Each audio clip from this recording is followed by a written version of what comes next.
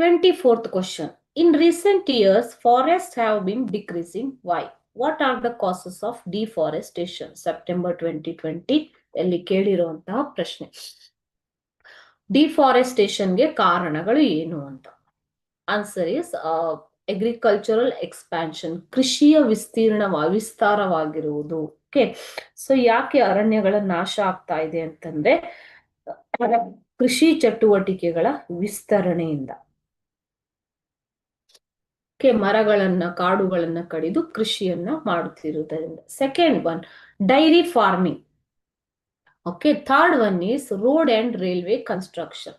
ಈಗ ರಸ್ತೆಗಳು ಮತ್ತು ರೈಲ್ವೆ ಟ್ರ್ಯಾಕ್ ಗಳ ನಿರ್ಮಾಣಕ್ಕಾಗಿ ಕೂಡ ಮರಗಳನ್ನ ಅಥವಾ ಗಿಡಗಳನ್ನ ಕಡಿಯಲಾಗ್ತಾ ಇದೆ.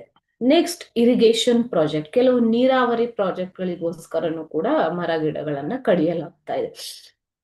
ನೆಕ್ಸ್ಟ್, ಫಾರೆಸ್ಟ್ ಫೈರ್ಸ್ ಅಂತಂದ್ರೆ ಮಕ್ಕಳೇ ಇದು ಕಾಡ್ಗಿಚ್ಚು. ಕೆಲವೊಂದು ಬಾರಿ ಕಾಡ್ಗಿಚ್ಚು ಹಬ್ಬುವುದರಿಂದ ಮರಗಳ ನಾಶ ಆಗ್ತಾ ಇದೆ, ಕಾಡುಗಳ ನಾಶ ಆಗ್ತಾ ಇದೆ.